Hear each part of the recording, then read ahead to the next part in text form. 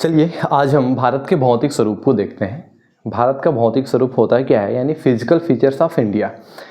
नाम से ही स्पष्ट हो रहा है कि हम इंडिया का फिजिकल फीचर्स देखेंगे।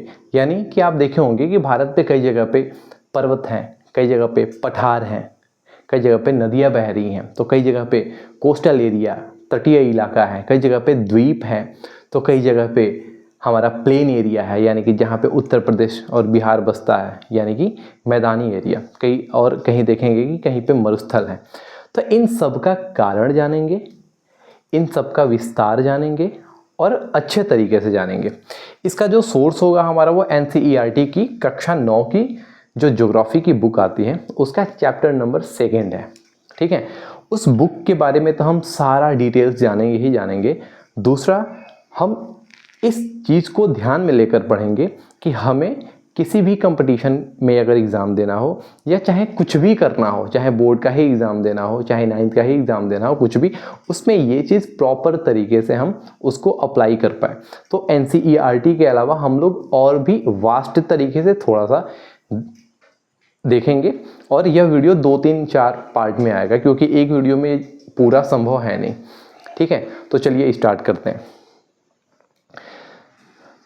क्या है भारत का भौतिक स्वरूप, यानी फिजिकल फीचर्स ऑफ इंडिया। सबसे पहले हम जान लेते हैं, इसमें कुछ वर्ड्स आएंगे, कुछ ऐसे शब्द आएंगे जो आपको परेशान करेंगे। आप फिर पूछेंगे कि वो होता क्या है, तो सबसे पहले हम आपको वहीं बता देते हैं। एक आएगा अपक्षय यानी वीदरिंग, एक आएगा अपर्दन यानी इरोजन, एक आएगा निक्षेपण यानी कि डिपोजिशन। नाम से ही स्पष्ट है, अपक्षय यानी कि जिसका क्षय हो रहा है। ठीक है, यानी कि कोई, जैसे हम लोग कोई पत्थर को देखते हैं ना, जैसे हमारा छत होता है, छत पे पानी पड़ते पड़ते छत क्या होता है, फटने लगता है। तो अपक्षय का मतलब वो हुआ कि अपने ही स्थान पे किसी भी पत्थर का या किसी भी कंक्रीट चीज़ों का टूटना, वो होता है विदरिंग या अपक्षय। दूसरा होता है अपर्दन या इरोजन। इरोजन या अपर्दन उसे कहते हैं जब वो चीज़ें अगर टूट गई तो वो नदी द्वारा, हवा के द्वारा वो बहा के कहीं एक जगह से दूसरे जगह ले जाई गई, तो वो क्या होता है, वो होता है अपर्दन। ठीक है, तीसरा होता है निक्षेपण। सबसे पहले अपक्षय, सेकेंड टाइम में अपर्दन, यानी कि वो जो मूवमेंट होता है ना। तीसरा निक्षेपण यानी डिपोजिशन। नाम से देखिए, पोजीशन, मेरा पोजीशन यहाँ पे, अब मैं यहाँ आ गया, यानी कि मेरा पोजीशन वहाँ से यहाँ आ गया, यानी कि डिपोजिशन, जमाव का, यानी टूटे हुए चीज़ का एक जगह इकट्ठा होना, एक जगह से हट के दूसरे जगह जाना। तो ये हो गया क्या, डिपॉजिट हो गया, मतलब जहाँ पे डिपॉजिट जमे, जहाँ पर इकट्ठा हो।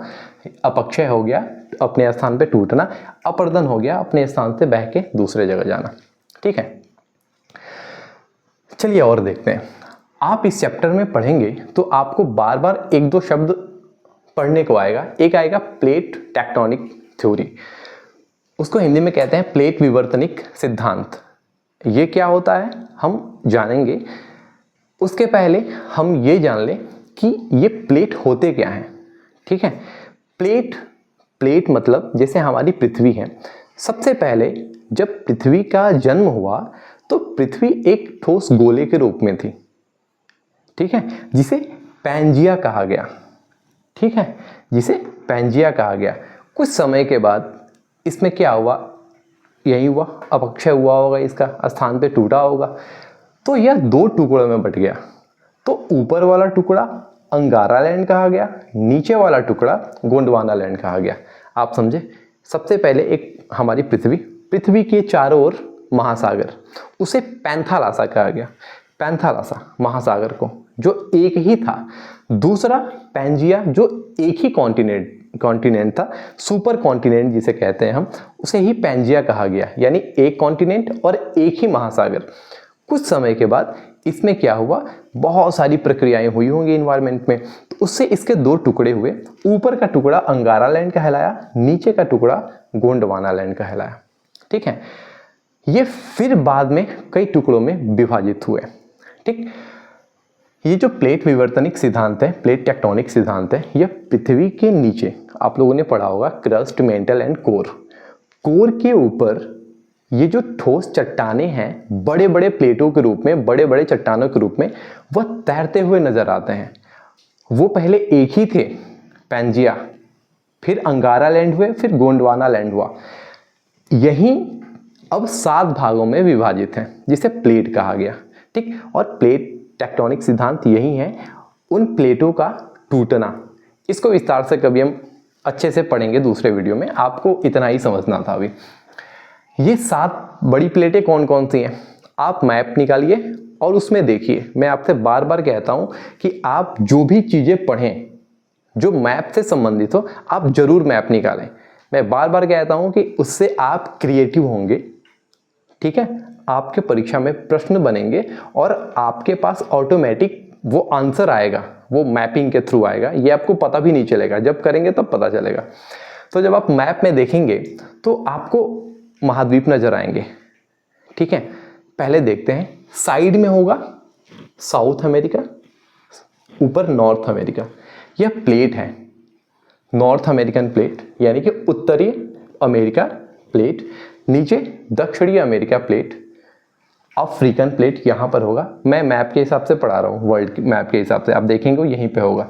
अफ्रीका, उत्तरी अफ्रीका, अफ्रीका, उत्तरी अमेरिका प्लेट, दक्षिणी अमेरिका प्लेट, अफ्रीका प्लेट और इंडो ऑस्ट्रेलियन प्लेट। नीचे देखेंगे अंटार्कटिक प्लेट, यहाँ पर देखेंगे यूरेशियन प्लेट।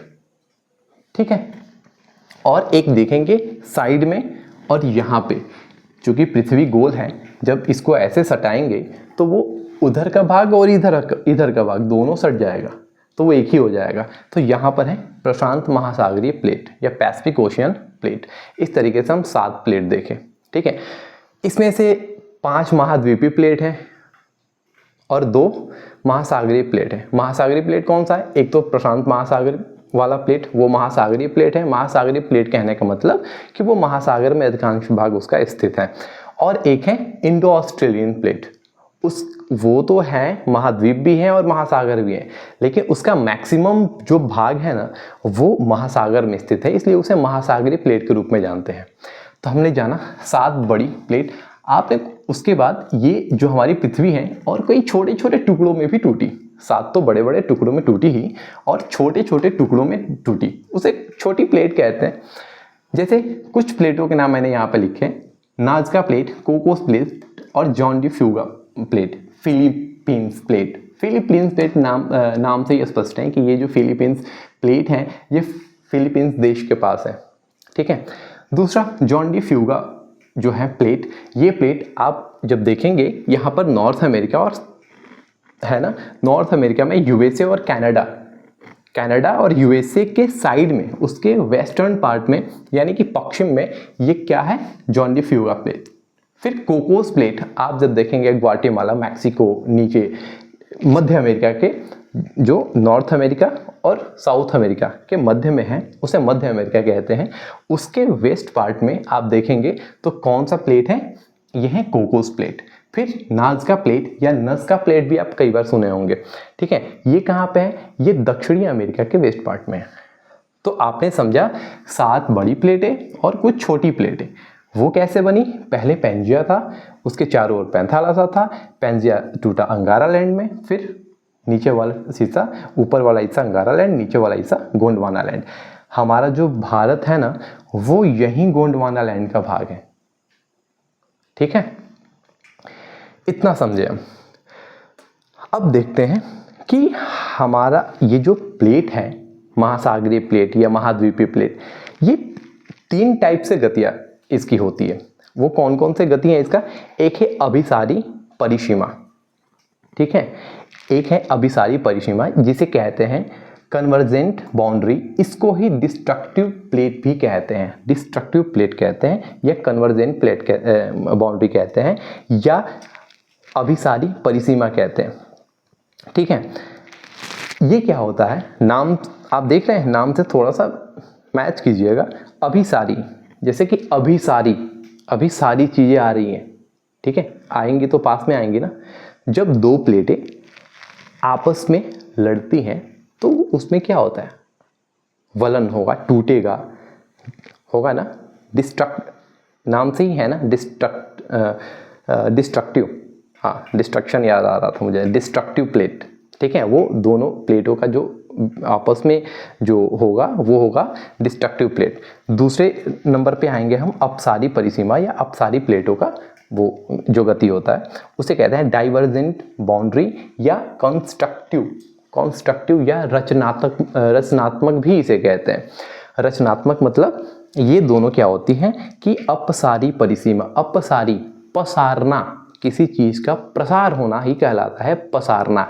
यानी अपसारी का मतलब हुआ कि दो प्लेटें हैं और वो क्या हो रहा है, धीरे धीरे टूट रहा है। जैसे आप देखेंगे, आप अफ्रीका का मैप देखिए, जो नील नदी है ना या नाइल नदी, वहां से दो प्लेट अब अलग हो रहे हैं। वैज्ञानिकों का शोध है कि कुछ समय में, आने वाले 10, 20, 25, 50 हज़ार साल में वो अब ये पार्ट भी टूट के अलग हो जाएगा। जैसे गोंडवाना लैंड यानी भारत का हिस्सा अफ्रीका से टूट के गया था, ठीक है। तो दो प्लेटों का पसारना, प्रसार होना या हटना, उस टाइप के प्लेट की गति अभी सारी परिसीमा के अंतर्गत आती है, उसे कंस्ट्रक्टिव प्लेट भी कहते हैं। तीसरा होता है रूपांतर परिसीमा, इसे ही ट्रांसफॉर्म बाउंड्री कहेंगे या इसे कहेंगे कंजर्वेटिव प्लेट्स। कंजर्वेटिव प्लेट्स, इसमें क्या होता है कि इसमें पहले वाले में दो आती हैं, दूसरे वाले में दो जाती हैं, तीसरे वाले में क्या होता है, दो प्लेट होता है और वो ऊपर नीचे ऐसे, आप देख सकते हैं, ऐसे नहीं होता, ऐसे नहीं होता, वो ऐसे ऐसे होता है, ऐसे ऐसे देख सकते हैं आप, ऐसे ऐसे होता है, उसको कहते हैं रूपांतर परिसीमा, ठीक है। तो आप लोगों ने इतना जाना, ठीक। अब जानते हैं कि भारत का जो भौतिक स्वरूप है वो कितने भागों में विभाजित है। वो 6 भागों में विभाजित किया गया है।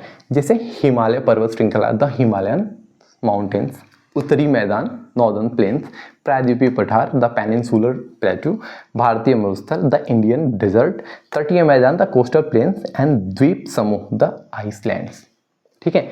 एक एक के बारे में हम विस्तार से पढ़ेंगे, लेकिन वो अगले वीडियो में, एक ही वीडियो में ज़्यादा हौच पौच हो जाएगा, ठीक है। अगले वीडियो में हम जानेंगे, इसका विस्तार देखेंगे, सारे जो 6 हैं ना, इन सबको डिटेल से देखेंगे और पूरे बढ़िया तरीक़ा से देखेंगे, जानेंगे इसका कारण क्या है बनने का, इसका एरिया क्या है, हर चीज़ विस्तार से जानेंगे, ठीक है। तो आज इतना ही, धन्यवाद।